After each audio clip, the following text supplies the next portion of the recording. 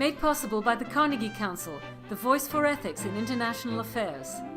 Welcome to the Carnegie Council. Today we have Rebecca Hamilton speaking on advocacy in Darfur.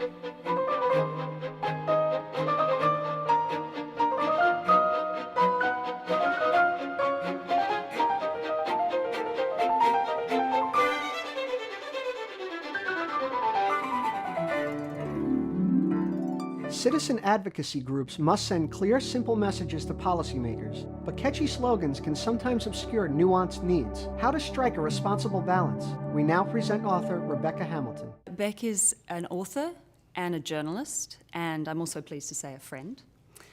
She is the author of this book, Fighting for Darfur, Public Action and the Struggle to Stop Genocide, which I highly advise you to buy on Amazon. She is also the special correspondent on Sudan with the Washington Post. She's a Pulitzer Center grantee, and she's a fellow at the New America Foundation. The book is the result of Beck's multi-year investigation with over 150 interviews, I don't know how many declassified documents she's managed to obtain, into the citizen engagement and advocacy movement that grew up around Darfur. She herself was very involved in the early days, particularly of that movement. In fact, I note that she's been called one of the earliest and the most influential Darfur activists. And the book that she's written, I can say from my own experience, is readable, thoughtful, but also a very humble account. It's told particularly through the eyes of 4 other activists, important activists in the movement, and Beck's voice comes in really at the end of the book, and I think that's quite unusual for any author to manage to restrain themselves. It explores the promises and the risks of the mass citizen engagement and advocacy approach, and that's really what we're here to talk about this evening. The conversation is, of course, framed by the conflict and policy debates over Darfur, but we really want to focus on the citizen engagement aspect. And with that, I would like to ask Beck, can you tell us a little bit how you actually came to write this book in the first place? Sure. If I go back to the origins of this book, I would have to start by saying I was a student activist.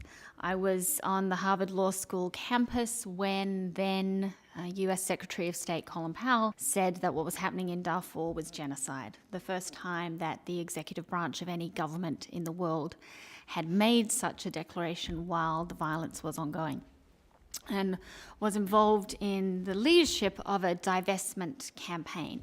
So it wasn't an issue of getting US companies out of Sudan. It was predominantly Chinese, Malaysian, and Indian oil companies who were in there. And the idea of a divestment campaign was that there were a lot of organizations in the US, universities being one of them, but also eventually state legislatures who had invested in corporations that were doing business in Sudan. So started on this divestment campaign, but it was taking place in the context of a broader conversation that was going on about the promise of creating a citizen outcry on an issue of genocide or mass atrocity. Just a couple of years earlier, Samantha Power had written this Pulitzer Prize-winning book called A Problem from Hell, America in the Age of Genocide. She happened to be my academic supervisor at the time. And in the conversations, a huge amount of hope around what creating an outcry from American citizens could accomplish. But a couple of years in, and I was traveling back and forth to Sudan and following pretty closely what was happening on the policy level, seeing a real mismatch between these enormous expectations of this growing citizen movement and the realities on the ground in Darfur. And so the book began really just as a very simple, genuine question of why. What accounted for this mismatch? And when I was looking round for answers to that question, there was just nothing I could find that was useful out there. You had voices from inside the advocacy movement that to caricature them only slightly, wanted to say that advocacy was responsible for everything positive that had ever happened in Sudan, and advocates just needed to do bigger, stronger, louder, more. You had voices outside the advocacy movement who wanted to say that advocates were just idiots who should stop interfering and go home. And I felt like the truth probably had to lie somewhere in between. But there was very little by the way of facts in the conversation, and it was hard to work out where that in-between might lie unless you actually went back and reconstructed piece by piece what advocates were doing at each point, what they thought they were accomplishing, and reconstruct the policy process as well. Not assume that just because advocates were saying they wanted something, that was the reason why policymakers perhaps did do it. So that was the origins of the book and where it ended up. So when we're sitting here this evening and talking about citizen engagement, what does that mean to you? How would you define that? And how does it differ from, I suppose, traditional human rights elite, if you like, policy making and advocacy? Yeah, so I mean, I think for the purposes of this conversation, it's probably useful to define the people that we're talking about as people who are not getting a salary from a policy organisation, from a human rights organisation. We're talking about the bulk of the people who have a job doing something completely different, who have family commitments, work commitments, and their advocacy is something that they're squeezing in their free time on a completely voluntary basis. And it's important to make that distinction between that kind of advocacy and your more traditional model, because it helps explain some of the risks that come up with it. Through your analysis in the book, from your personal experience, what do you think really were the benefits of citizen engagement in this case? Because they were, as you've said, a lot of people really touted them as being a major a solution, if you like, and that was very much what Samantha Power had been advocating. But how do you see it? We know that government on its own, there's a status quo there that may not always be in the place that we want it to be. And the promise of citizen engagement is that you can disrupt that status quo a little, shift the attention of the government to places that it wouldn't normally go on a traditional national interest calculation. And this applies to a lot of human rights issues. If government business as usual continues, you may not get the sort of focus that you want to get on issues that are affecting people in a place like Darfur, a predominantly Muslim area with no oil and no clear strategic interest. So the promise of kind of being able to disrupt the status quo and business as usual. And on that basic metric of the shifting the government agenda, I think there are huge benefits to citizen engagement. And you certainly saw that agenda-setting role play out quite well on Darfur. If you're taking Darfur as the place that you're wanting to succeed at, I would argue slightly differently if you're looking at the impact on the whole of Sudan. But in terms of specifics, things that they could do that, say, the elite model couldn't do was between 2005 and 2008, they got $2 billion worth of congressional appropriations for Darfur, which in context was second only to Iraq and Afghanistan, tenfold more than any other country in Africa. Now, that's not because Darfur, one region of Sudan, had tenfold greater needs than, say, the entirety of Congo. But what you found is a very different conversation that happens when you have a mass constituency backing up your claim, rather than the elite human rights conversation or humanitarian conversation. You know, you need to appropriate this amount of funding because there are this amount of needs and it's the right thing to do. You get to do that entire spiel, plus, oh, and by the way, if you don't appropriate that funding, we've got voters in your district that can raise hell. And that was a credible threat. And by doing very, very simple things, you know, issuing scorecards, grading members of Congress on how they were responding to Darfur, they very quickly were able to get the attention of Congress. The other area where I think you saw a huge impact was in media coverage. Typically, we know that the media tends to jump from crisis to crisis. And what citizen advocacy was able to do was completely flip that around by making sure that every time that there was an article even vaguely related to Darfur, they mobilized citizens to be writing letters to the editor, to get in touch with the news organization saying, thank you for covering this, we want to see more of this, we are reading it. And then if you go back and look at the numbers, what you see is 50% greater print media coverage on Darfur 3 years into the crisis than when the crisis first broke. I mean, that's just something that you don't naturally see. So it can certainly have huge impacts in certain areas. So then if we look at risks. Number one is simplification. To sort of state the obvious, if you're going to reach a non-expert audience, you have to simplify. There's just no way around it. If you had asked everybody to read even one book on Sudan before they attended a rally, you couldn't turn out tens of thousands of people on the National Mall. So you have to simplify. That is the realm of operation that you're in. And one of the things that, if you talk to cognitive psychologists, that they will say is if you're trying to get people to intake new information, it's useful to hang it on a pre-existing schema. And that was certainly something that we saw happening on Darfur. By the schema of reference was Rwanda, which 10 years after the Rwandan genocide was something that actually a pretty significant amount of the US public knew something about, and they may not have known a whole lot, but enough to feel a sort of guilt associated with it. And by talking about Darfur as a Rwanda in slow motion, it became a framework through which people could understand a place that they, in fact, knew nothing about, had no background in.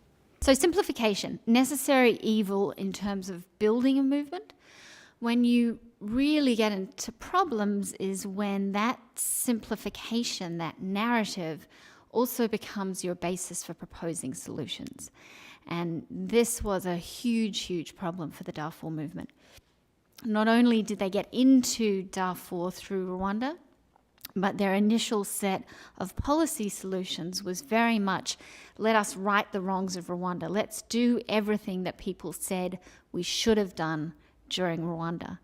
And there was a big failure to update, both in the sense that Darfur was not Rwanda, but also the lessons learned from Rwanda had been written at a very particular point in world history. They had been written after the end of the Cold War, before the invasion of Iraq. Sort of peak of US hard and soft power, and a huge amount of faith in what America could do if it sort of led the world on these issues. And these lessons just did not fit when you cut and pasted them over to Darfur in a scenario post-invasion of Iraq. The other big risk that comes with doing mass movement advocacy is what sometimes gets called as feeding the beast.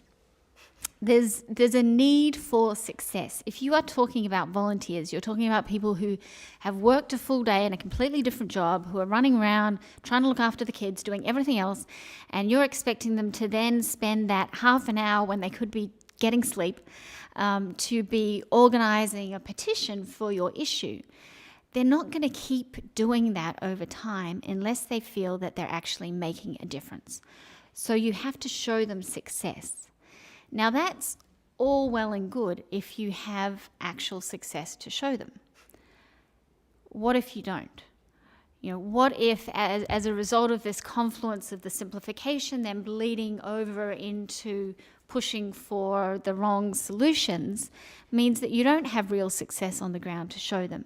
Then you start getting into really nasty territory, which is that you're having to come up with successes. So you bleed into a sort of redefinition of what success is. Success is no longer Darfuris safe enough to return to their homes. Success is, and this is perhaps an unfair example, but can we as a movement send 10,000 emails to the Secretary of State and crash her inbox? Victory! And all the time not actually getting anything done for Darfur. Now, of course, that's one extreme. There's a whole lot of middle range options that are components that go towards building ultimate success. The other thing, though, in addition to just the general need to sort of show success, is a risk that you're skewing your policy asks to what the movement needs to hear to sustain itself. By which I mean things that can occur on a relatively quick timeline. And in particular, and this is the one that I would highlight as problematic in the Darfur situation, things that are visible. One of the advocacy leaders in the book refers to it as, you don't want to lose people to the nothing I'm doing is making a difference disease. And so you have to have visible success to show them. Now, again, that's fine if it lines up with what your situation actually needs. But what if your situation actually needs something that's not going to be visible, the conversations that are taking place quietly behind the scenes? As an advocacy movement, you end up in a bit of a difficult situation.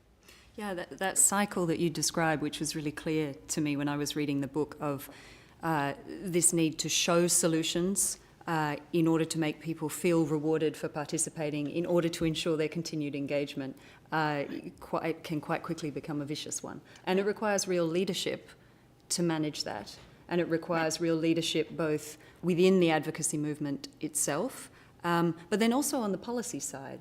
And I'm in that regard, I'm really struck by one of the anecdotes that you tell, which I think was from one of the cables that you had released from, was it Natsios? Yes. Yeah. So If you can, this was the U.S. Special Envoy to Sudan during a period, Andrew Natsios, a guy who knows a lot about Sudan. And he is writing to the then Deputy Secretary of State and laying out in black and white that, you know, the media and the advocacy groups are pushing us in a direction that we don't need to go in order to solve this. However, he adds, and this is the sort of terrifying part of it, is it would be politically dangerous to correct the misperceptions that the advocacy community has. Now, this is, you know, what is your job as a policymaker here? You have an advocacy movement that is increasingly growing in political power, pushing you in one direction. You as the policymaker thinking this is actually not the direction that we need to go to solve the situation. Is it not your responsibility as a policymaker to follow where the solution lies? But, you know, easy to say that, perhaps harder to do it in practice. Perhaps different depending on what your role within the government is. Different if you're a member of Congress, different if you're a career civil servant. And factoring in addition, the skepticism that I think we have, particularly in America, that is often a very healthy skepticism of government. Who is going to take, you know, Andrew Natsios at his word when he says, you've actually got this wrong and I think I know better? And oftentimes the government will have it wrong on these issues, and there is a role for pushback. But again, where we get into these sort of complex situations where you have a divergence between what the advocacy movement thinks and needs and what the situation itself thinks and needs. I'm curious, how do you relate the current Darfur movement, in particular, to the Sudan election and a new state coming about? The leaders of the Darfur movement were aware that there was a simplified story that was out there, and increasingly aware as you headed into 2008 in particular, that they were focusing on Darfur to the detriment of the rest of Sudan as a whole. So for anyone who's not a Sudanophile in the audience, just as the conflict in Darfur was erupting, you had the Sudanese government signing a peace agreement with rebels in the south of the country that brought to an end what had been the longest running civil conflict in Africa. And one of the negative consequences of having had this huge spotlight on Darfur was the implementation of that north-south peace agreement got a lot less attention than it probably should have. And talking to people in the State Department, at one point they thought they were spending probably 70% of their time on Darfur with 30% left on the rest of Sudan, because the movement was so successful at attracting attention to Sudan. But there were leaders within the movement who were conscious that this was happening, and in 2008 tried to start a conversation about what else is going on in the rest of Sudan. And it really took them 2 years to get that message out to the base. Because you're talking in sound bites. So it doesn't, you know, they're not reading, unfortunately, crisis group policy papers. So that did happen, though, over the course of 2 years. And I think we saw by 2010 a consciousness that there were other things happening in Sudan, including this election that was supposed to be this democratic transformative election, and turned out to be nothing of the sort. More recently, there has been the refocus on South Sudan, almost to the detriment of Darfur. This is something that I'm seeing across this the whole time. We can't seem to look at Sudan as a whole. We can only spotlight one part of the country at a time. And whenever we spotlight one part of the country, lots of bad things happen in the rest of the country. And that may be a failure of the narrative that you tell. Why do we keep telling a narrative just about Darfur or just about the birth of the new nation of South Sudan? Why not a story that's able to integrate the two? Because I think it's there for the taking. You mentioned this person who has a full-time job, takes care of the kids, and then gets involved. I was wondering if you could talk about the motivation and the arguments that drive this person to be engaged, specifically on Darfur, what the motivations and arguments were, and what kind of principles underlie that person's engagement. Because I do think that depending on the motivation and the arguments, there are ethical repercussions and there are risks involved. Totally agree with you. And I think, on Darfur, again, because of this, Rwanda analogy, the message was to be an upstander. This is the key word within the Darfur movement. Be an upstander, not a bystander to genocide, and to make never again real. There's a couple of catchphrases that are core in speaking the language of this movement, and a couple of anecdotes that became really, really powerful. This is, back to this talking to people in sound bites. You're also talking to people in anecdotes.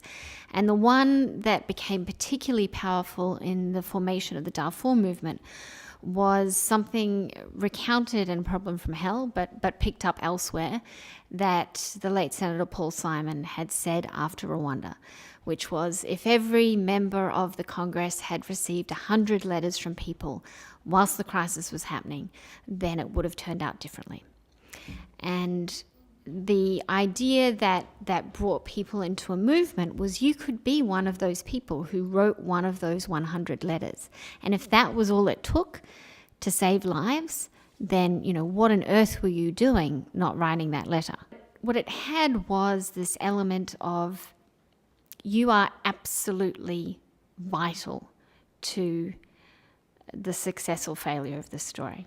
But that's the kind of theme of citizen organizing. Don't think that everybody else will do this. It is up to you. If you don't do it, then perhaps nobody else will, and it's your voice that makes a difference.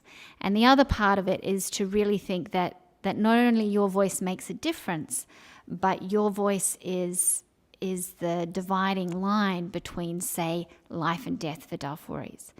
The argument is not that your involvement is a necessary but not sufficient condition, which I think is probably the reality of the matter.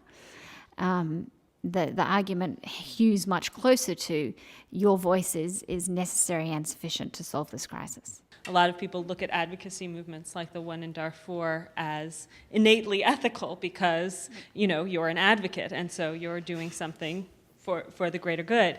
But as you pointed out in some of your earlier remarks, there remain certain ethical issues and choices that advocates must make. The one that stuck out to me was accountability to which group, to the group that you're advocating for or to the advocacy group itself in terms of lobbying for policies. So I'm curious if you could expand on how advocates weigh their options in a responsible manner and how you think they should weigh those options, and also other ethical challenges that you saw these advocates coming up against. Yeah, I think the key one is this issue of who are you accountable to, and that feeds into the question of who is in your movement. The Gloria White-Hammond quote of, how is it that we have a Darfur movement and where are the Darfuris?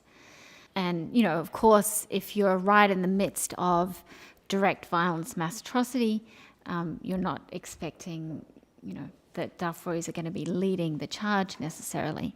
But that's not a situation that we're in for a lot of this. And there are very strong Darfuri leaders both in Darfur and in the diaspora. And if you had them integrated into your movement, then you run into less of the problems of the who are you accountable, which Darfur run into. So I think that would help. But there may still be, even with that, an element of who are you accountable to, not least of which because, Darfuris have 50 million different views on what is the best way to go forward. But I think that's the core one. I think if you have the luxury of thinking through how to start a movement, then you should be thinking through these questions of what is the beginning narrative that we want to open this up on, knowing that then sets the direction for a lot of what will come. But I'm not sure that it's fair to say, yes, in an ideal world, the beginnings of the Darfur movement should have done that. But it was also this very ad hoc scramble. Now, having learnt this, the question of where do you take it forward? And I'm really hoping that the ethical dilemmas in this can start to spur some of those conversations. So my role was extremely easy. Thank you very much, Beck. Thank you to all of you for quite a rich discussion. And I just noted, you mentioned a couple of times this key word that came up in the movement, an upstander, the importance of being an upstander. One of the quotes on the back of Beck's book is from none other than the Lieutenant General Romeo Dallaire, who calls Beck the model of an upstander, which seems only appropriate. So if you join me in thanking her and thanking CNL.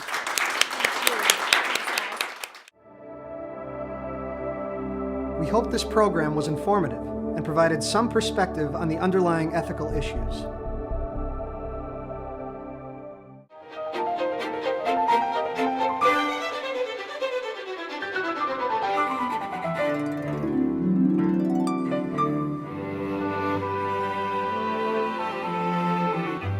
Made possible by the Carnegie Council, the voice for ethics in international affairs. For more information, see www.carnegiecouncil.org.